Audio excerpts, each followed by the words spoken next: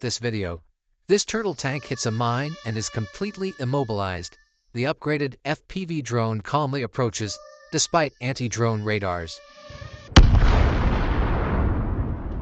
The new ammunition tears the Russian turtle tank apart. Russia and Ukraine are constantly searching for new strategies to achieve their goals.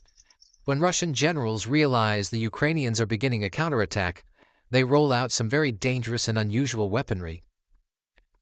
This rocket system poses a significant threat due to its use of thermobaric ammunition, recognized as one of the deadliest types of weapons, second only to nuclear ones. The TOS-1 system, mounted on a T-72 tank, functions like a standard MLRS but fires projectiles with volumetric explosion capabilities. Its shells consist of two charges. Upon impact, the initial charge disperses a fuel-air mixture in the form of a cloud. This cloud can infiltrate any openings in structures or defensive fortifications that aren't hermetically sealed.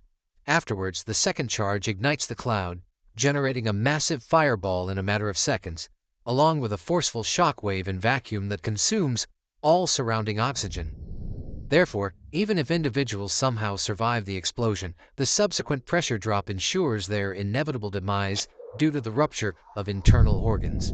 Some lucky survivors have described feeling like all the air vanishes, making it impossible to breathe due to a lack of oxygen in the affected area. This occurs when all available oxygen is consumed in the chemical reaction, creating a temporary vacuum, hence the term vacuum bomb. The horror of this weapon is accompanied by its inherent lack of accuracy. The TOS rocket complex was not designed for precision but to blanket entire areas, burning everything within. Surviving in the blast zone of TOS-1 rockets is practically impossible, except perhaps by sheer luck. The system can simultaneously launch 24 rockets with a caliber of 220 millimeters, covering an area of 10 acres. Fortunately, their firing range is limited to just 4 miles, restricting their use to the battlefield. Ukrainians have not only managed to neutralize these systems but also occasionally capture and redirect them against the Russians. As of now, at least 10 TOS-1 units have been seized by Ukrainian forces.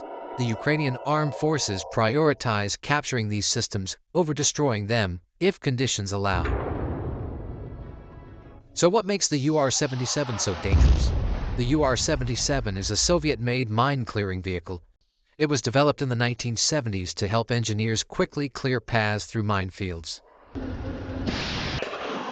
That allows the armored forces to maintain their offensive momentum and overcome enemy defense lines more quickly.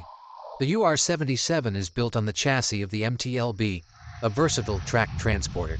Basically, the MTLB is the Russian version of the American M113. Take a look at its launcher and two line charges that are mounted on the roof. The demining charge, encased in a nylon shell, looks like a 300-foot fire hose filled with C4 explosive. This charge is neatly packed into a specialized bunker located at the rear of the delivery vehicle.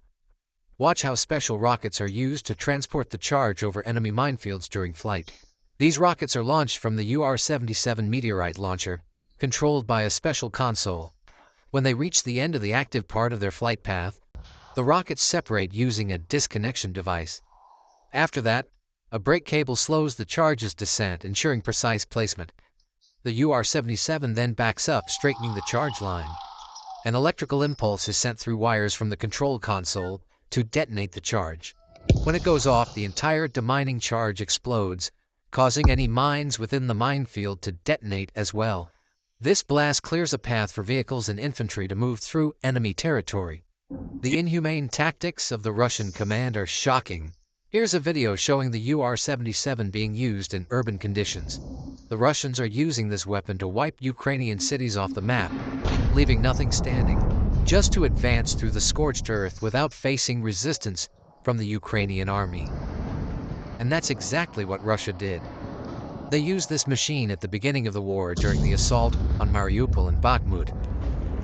In this war, both sides often repurpose weapons for purposes beyond their original design. The UR-77 is a widely utilized weapon holding significant importance for Russia, especially due to its strategic approach of employing massive tank attacks. Such tactics require clearing Ukrainian minefields, making the UR-77 a vital asset in this war. Fortunately, the number of UR-77s in Russia is limited, and they have a range of just 10 miles. Ukrainians are trying to neutralize this weapon before it can be deployed and ready to fire.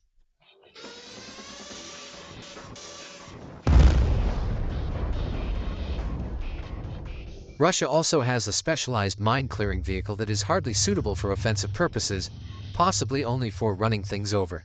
For demining fields and continuing the offensive, the Russians use vehicles like the BMR-3M Vepr, mounted on a Russian tank.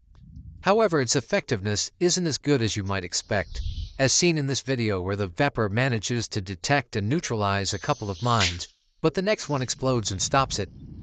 Reconnaissance drones and artillery will definitely take care of it. The vehicle has been destroyed. If you want more episodes, please like and leave comments. This will be a great incentive to release a new video.